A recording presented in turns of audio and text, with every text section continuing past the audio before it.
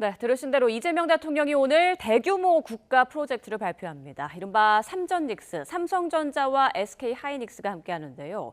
발표 전부터 호남권 반도체 투자 구상을 두고 정치권 공방이 치열합니다.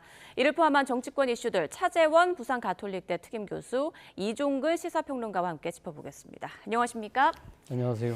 자, 오늘 진행될 메가 프로젝트 발표에 이재용, 최태원 두 회장도 참석한다고 하는데요. 그만큼 굉장히 규모가 큰 투자 계획이 발표될 것 같습니다. 지금 정치권의 관심은 반도체 호남 행위잖아요. 네. 지난 주말 동안에도 공방이 아주 치열하더라고요. 맞습니다. 저는 이 사안을 좀 두 가지 관점에서 바라볼 필요가 있다고 생각하는데요. 예. 무엇보다 첫 번째는 기업의 관점이겠죠. 기업이 그러면 이 시점에서 왜 대규모 투자를 할 수밖에 없었는가? 그것은 아무래도 AI 수요 폭발에 따른 반도체 메모리 칩의 부족이 충분히 예견되고 있는 상황이다.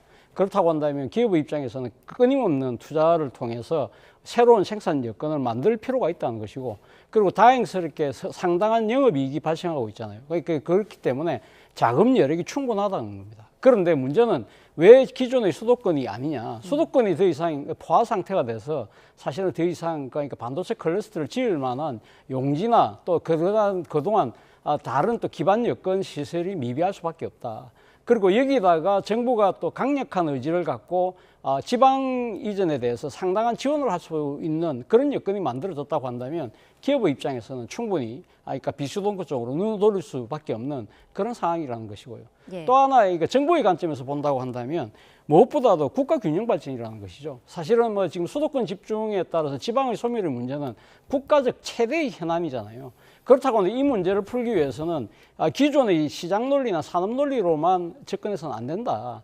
자, 그런 측면이 분명히 있는 것이고, 그리고 또 하나는 사실은 지난 국회에서 반도체 특별법을 통과시켜 놨어요. 예. 그렇기 때문에 이 반도체라는 이 국가 전략 자산의 문제에 있어서는 상당히 여야가 합의를 해서 전폭적인 지원을 해줄 수 있도록 만들어 놨다는 것이죠. 그렇기 때문에 사실은 정부 입장에서는 뭐 용지나 뭐 용수나 전력이나 이런 부분들을 상당히 그러니까 지원해 주는 데 있어서 특혜 시비를 벗어날 수 있는 그런 여건이 만들어져 있다. 그런데 그러면 왜 비수도권 중에서 왜 호남이냐 이렇게 이야기를 하시는 분들도 예. 많은데, 제가 생각했을 때는 호남에서도 충분하게 뭐 용수나 뭐 또 이게 전기나 충분히 기반 시설도 된다는 측면도 있지만 또 하나의 정치적 고려도 분명히 있었을 거라는 생각이 듭니다. 왜?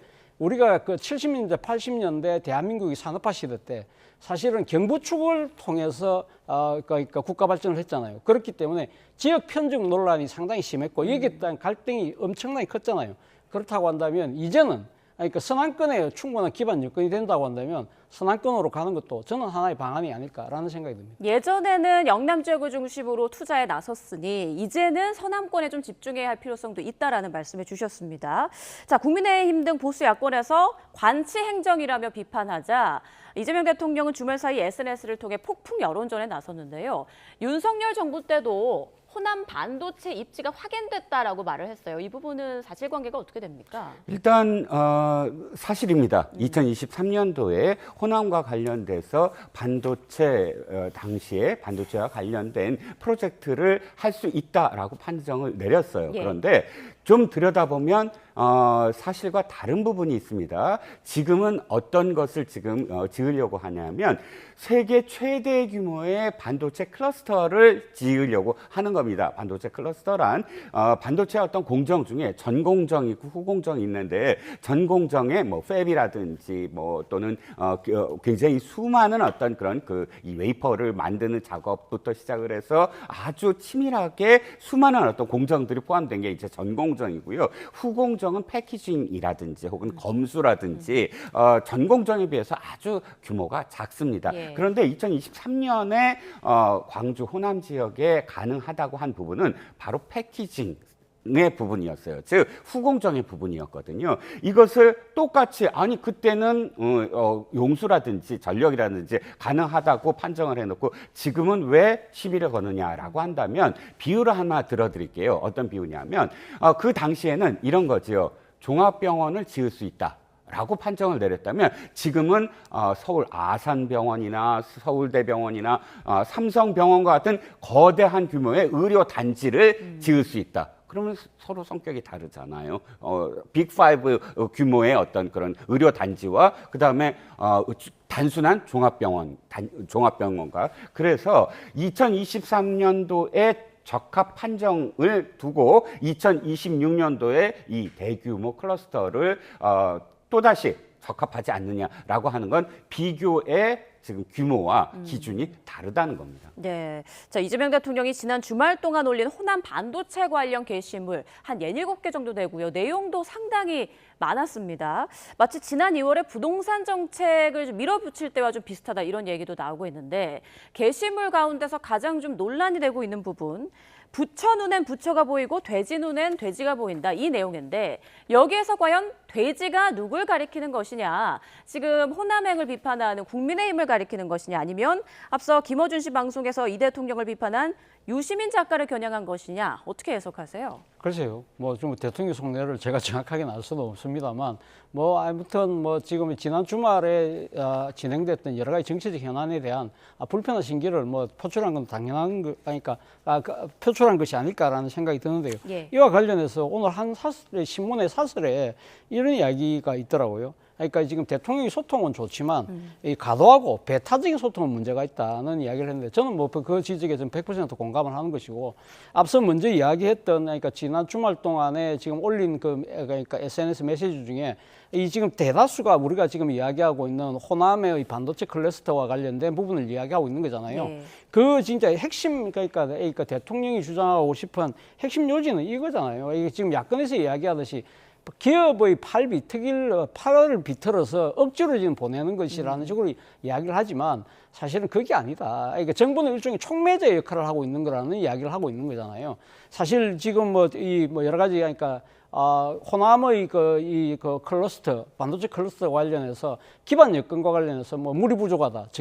전기가 상당히 간헐적인 재생에너지에 기반하기 때문에 안정성이 떨어진다. 뭐 그런 이야기들에 대해서 그거 아니다. 이 용수는 충분히 있고 전력도 충분히 공급이 가능한 부분을 조목조목 나름대로 설득을 하기 위한 그런 메시지가 아닐까라는 생각이 들고 가장 중요한 부분은 결국 이재명 정부가 국정 과제 중에서 최우선적으로 내세우고 있는 것이 국가균형발전인데 그중에서 5억 3특이라는 거지 않습니까? 그렇다고 한다면 어떤 식으로든 물꼬는 틔워야 되는데 그 물꼬가 이번 지금 호남의 반도체 클러스터를 통해서 이제 시작이 된다고 한다면 다른 지역에도 상당한 그러니까 균형 발전을 이룰 수 있는 하나의 모멘텀을 만들 수 있다. 그런 부분을 강조하기 위한 저는 뭐 SNS 활동이라고 보고 싶습니다. 네, 대통령의 소통 방식이 이른바 득이 될지 실이 될지 그리고 오늘 오후에 이제 발표 뒤에 논란이 가라앉을지 더 거세질지 상황은 좀 지켜봐야 될 것 같습니다. 자, 앞서 좀 말씀드린 대로 유시민 작가가 김어준 씨 방송에 나가서 한 발언의 파장이 계속되고 있습니다. 대중이 바라는 건 증축인데 이재명 대통령은 재건축을 하고 싶었던 것 같다. 자신감이 과했던 것 같다라고 비판했는데 평론가님께서는 유 작가의 이 발언 어떻게 평가하십니까? 글쎄요, 저는 어떤 진영이라든지 어떤 당에 소속되어 있지 않고 그냥 국민의 눈으로 바라보고 싶어요. 만약에 유시민 작가가 표현했듯이 정당이 하나의 집이라면 뭐 증축을 하든 재건축을 하든 재개발을 하든 그 집의 주인은 누구일까요? 저는 국민이라고 생각합니다. 그렇죠. 이유는 뭐냐면 그 정당이 모든 어떤 정당 활동이나 정치 활동을 하는데 드는 비용이 당원이 내는 돈으로 할까요? 아닙니다. 국민의 세금으로 합니다. 우리나라는 정치 활동을 국민 세금으로 다 보존해주고 있어요. 그러면 그 집은 주인은 국민이라고 생각해요. 그런데 이 지금 논란은 어떤 논란이냐면 주인이 바로 이 집을 계속 지키고 있던 친문이냐 아니면 새롭게 들어오는 뉴 이재명이냐 이거를 갖고 증축이냐 재건축이냐 뭐 하면서 지금 급기야 뭐 촉법 뭐 평론 또는 철거민 철거 뭐 용역 뭐 이런 무시무시한 단어까지 동원이 됩니다. 예. 지방선거 패배 이후에 국민들이 바라는 건 뭐냐면 증축을 하던 재건축을 하던 재개발을 하던 성찰을 하고 반성을 하고 전혀 다른 모습으로 국민들을 안심시켜가면서 집권 여당이 자신들의 어떤 그런 비전을 차곡차곡 이뤄가기를 바라는데 지금의 어떤 모습은 자기네들끼리 누가 주인이냐 누가 지금 재개발 뭐 추진 단장이냐 이것을 놓고 싸우는 모습이니까 저는 어느 편을 드는 게 문제가 아니라 이런 모양새가 앞으로도 계속 지속된다. 된다면 당의 지지율이나 혹은 대통령의 국정수행 평가나 커플링 동조화 현상 계속 내려갈 수밖에 없을 것이다라고 생각을 합니다. 네, 유 작가의 재건축론과 관련해서 민주당 당권 주자들의 반응은 좀 미묘하게 달랐습니다. 어제 청년 당선인 워크숍에 김민석 총리와 정청래 전 대표가 나란히 참석했는데 정 전 대표는 범진보 세력 통합에 방점을 뒀고요. 그리고 김 총리는 외연 확장은 민주당의 역사라며 유 작가를 좀 겨냥한 듯한 그런 취지로 말을 했어요. 좀 어떻게 해석할 수 있을까요? 우리 지금 앵커께서 해석하시려고 그러면 정청래 그러니까 지금 그러니까 전 대표는 사실 유시민 작가의 발에 그러니까 한호했을까요? 저는 그렇게 보지 않습니다. 그러니까 지금 그러니까 정청래 의원이 이야기한 부분들도 통합을 이야기하고 있잖아요. 그리고 지금 유 작가가 이야기한 부분의 그러니까 말에 대해서 공감을 못하고 있다는 것이죠. 예. 아마 모르긴 몰라도 달갑지 않다는 생각을 아마 했을 것 같다는 생각이 듭니다. 사실 지금 뭐 이 코어가 흔들린다고 유 작가는 이야기를 하고 있지만 사실은 제가 봤을 때는 코어가 흔들리는 것이 아니라 지금 민주당의 가장 큰 문제는 중도 민심이 이반하고 있다는 겁니다. 사실 이번 지방선거에서 드러난 서울시장 선거에서의 패배는 사실 중도 민심이 어느 정도 민주당과 거리를 두고 있다는 부분은 분명히 보여주고 있는 그런 현상이거든요. 그런 상황에서 지금 그러니까 중도 외연 확장을 비판하는 이런 식의 접근 방식에 대해서 과연 정청래 대표도 박수를 칠 수 있을까? 바로 그 때문에 정청래 대표가 내세운 이야기가 그러니까 지금 이 통합을 이야기하고 있는 것이고 포용과 통합을 이야기하는 것이기 때문에 예. 저는 뭐 같은 맥락으로 이야기를 한다는 것이고요. 뭐 김민석 그러니까 총리 입장에서는 당연하게 유시민 작가 이야기에 대해서 동의할 수 없는 것이죠. 그리고 특히 오랫동안 이 민주당과 역사를 같이 했던 김민석 총리의 입장에서는 보면 김대중 대통령, 노무현 대통령, 문재인 대통령, 이재명 대통령 전부 다 그러니까 집권 시기에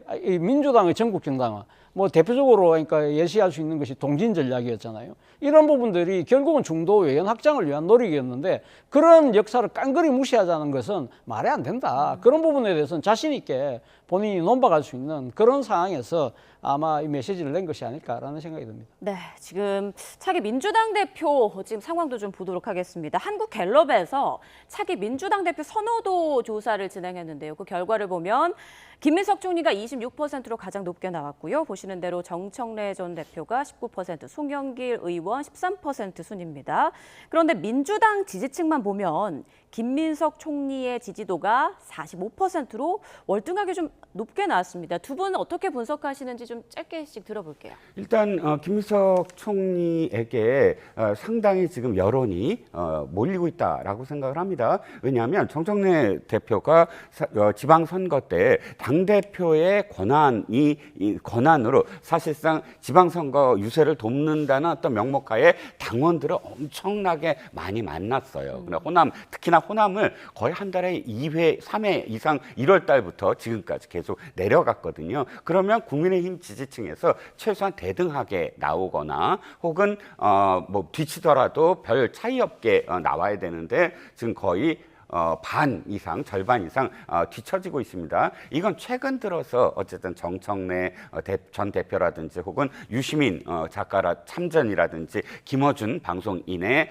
여러 어떤 그런 뭐랄까요 분화, 뭐 김어준 씨를 되게 따랐던 사람들이 굉장히 많이 지금 구독을 취소하고 있다고 합니다. 이런 상황들이 반영된 것이 아닌가. 그런데 이 부분이 역시 끝까지 좀 지켜봐야 된다. 예. 왜냐하면 정청래 대표가 대표 시절에 1인 1표제 등등을 밀어붙이면서 상당히 진짜 공을 많이 들였기 때문에 지금의 어떤 여론조사가 당시에 다져놨던 어떤 당심을 고스란히 반영할 수 있을까라는 게 제 생각입니다. 네, 교수님께서는 이번 결과 어떻게 보세요? 일단 뭐 그 지방선거 결과에 대한 정청래 그러니까 당시 대표에 대한 평가가 저는 받는 지표라고 생각을 하고요. 또 하나는 대통령의 힘이죠.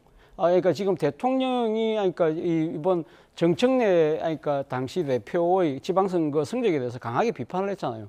그러면서 이 정청래 전 대표의 연임 도전에 대해서 상당히 비판적인 입장을 갖고 있기 때문에 그런 부분들이 반영했다는 것이고 또 하나는 유시민 작가가 이야기하는 코어가 흔들리지 않고 있는 상황을 보여준 것이다. 코어는 그대로 남아있다는 거죠. 그렇기 때문에 코어 입장에서는 이 상황에서 어떤 평가를 할 것인가 뭐 인식 자체가 지금 이 지표에 담겨 있는 것이 아닐까라는 생각이 듭니다. 네. 자, 국민의힘 상황도 연이어 보겠습니다. 갤럽에서 진행한 장동혁 대표 사퇴론에 대한 여론조사 결과 이어서 좀 보도록 하죠. 전체 여론에서는 사퇴해야 한다라는 의견이 좀 우세하게 나타났는데 국민의힘 지지층으로 좀 좁혀서 보니까 유임이 49%, 사퇴가 39%. 그러니까 오차 범위 안에서 유임론이 조금 앞선 그런 모양새를 보였습니다. 이 결과는 어떻게 해석해야 될까요? 일단 전체 민심과 그다음에 핵심 지지층의 민심이 서로 다르다라는 건 일단 확인이 됐는데 그럼에도 불구하고 이번 그 수치를 보면서 느껴지는 건 지금 장동혁 대표에 대한 사퇴, 핵심 지지층에서 40% 가까이 나오고 있다라는 겁니다. 이건 무슨 의미를 갖냐면 이전에 지방선거 이전에도 사퇴 여론이 굉장히 많았어요. 또 사퇴와 관련된 여론조사 많았습니다. 전체 민심에서는 거의 압도적으로 사퇴를 하라고 나왔는데 핵심 지지층에서는 사퇴하지 말라는 게 굉장히 높게 나왔어요. 그냥 굉장히 좁혀진 어떤 상황이라는 겁니다. 그러니까 장 대표가 이거를 인용을 하면서 거 봐라, 내가 핵심 지지층에서 이렇다라고 뭐 자신의 어떤 리더십을 발휘하기에는 40%에 육박하는 사퇴하라는 여론이 쉽게 그런 어떤 행보를 보이지 못하게 만들 것이고, 두 번째는 핵심 지지층이 바라봤을 때 저는 이 40% 지금 위임해야 된다라는 그런 의견을 낸 지지층의 의견은 장 대표에 대한 찬성이라기보다는 연착륙해라. 지금 당장 사퇴하기에는 당내 갈등이 또다시 불거지고 그래서 지방선거 이후에 더 지지율이 떨어질 수도 있다. 그러니까 지금 당장 내려가기보다는 서서히 연착륙 하자라는 그런 의미도 담고 있다고 생각을 합니다. 네, 장동혁 대표는 자신을 향한 사퇴론에 실명까지 거론하며 징계를 언급했습니다. 가뜩이나 지금 당내 여론이 안 좋은데 실제로 징계 카드까지 꺼낼 수 있을까요? 어떻게 보세요? 글쎄요. 뭐 우리가 이런 표현 쓰잖아요. 칼은 칼집에 있을 때 더 무섭다고. 그렇기 때문에 실제 이게 장동혁 대표가 칼을 과연 빼서 휘두를 수 있을까? 설사 휘두른다 하더라도 그게 양날의 칼이 될 가능성이 양날의 칼일 가능성이 높기 때문에 자칫 잘못하면 자신이 배일 수가 있다는 것이죠. 실제 이번 지방선거를 통해서 그러니까 민심이 드러낸 바 중에 하나는 장동혁 리더십에 대한 엄정한 평가를 했잖아요. 그것도 강한 해초리를 들고 휘둘렀거든요. 그렇다고 한다면 이런 상황에서 그러니까 이 장동혁 대표의 근이나 영이 설 수 있을까? 이런 부분이 있는 것이고, 또 하나는 지금 그러니까 징계 대상 중에 한 명이 소장파인 김재섭 의원이잖아요. 김재섭 의원에 대한 징계를 실제 할 경우에 어떻게 민심은 그러니까 돌아갈까요? 사실 지난 지방선거, 서울시장 선거에서 이 나름대로 그러니까 수성을 할 수 있었던 이유 중에 하나는 김재섭 의원이 정말 앞장서서 상대 후보였던 정원호 후보에 대한 여러 가지 그러니까 지금 의혹들을 제기하고 이런 부분들을 적극적으로 했던 부분이 상당히 저는 영향이 컸다는 생각이 들거든요. 예. 그때 당시에 그럼 장동혁 대표는 어디 있었습니까? 장동혁 대표는 서울시장 선거에 아예 코빼기도 내비칠 수도 없는 그런 상황이었잖아요. 이런 상황에서 누가 누구를 지금 징계를 할 수 있는가라는 이야기가 저는 지지층 내에서 먼저 나올 수밖에 없다는 생각이 듭니다. 네, 이런 국민의힘 내전 상황에 한동훈 의원이 반사이익을 얻고 있다라는 또 분석도 나오고 있습니다.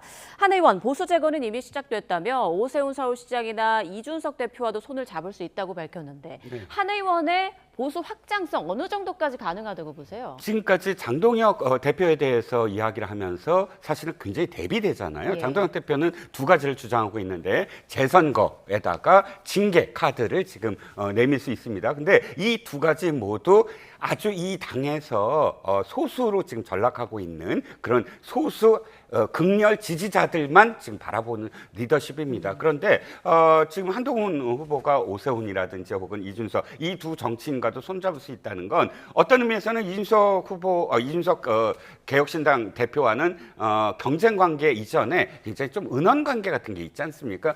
서로 공박을 하거나 혹은 또 이준석 대표가 한동훈 지금 의원에 대해서 굉장히 공격적인 어떤 날선 비판을 했던 입장이고 오세훈 오세훈 시장 같은 경우는 충분히 경쟁 관계이면서도 협력할 수 있는 어떤 관계, 끝내는 대선에서 또 경쟁을 할 수 있는 그런 관계임에도 불구하고 지금 먼저 손을 내밀면서 함께 할 수 있다라는 이미지를 보인 건 그만큼 장동혁 대표의 대비되는 모습, 확장성 이런 모습으로 비춰질 수 있고 향후에 어떤 정치적 그 개편 과정에서 자신이 주도권을 행사할 수 있다라는 것 자신감을 내비치는 어떤 모습이기 때문에 예. 저는 대비의 효과가 충분히 지금 보이고 있다라고 생각을 합니다. 네, 지방선거 뒤에 이뤄지는 정치 지형의 변화들까지 계속 눈여겨봐야겠습니다.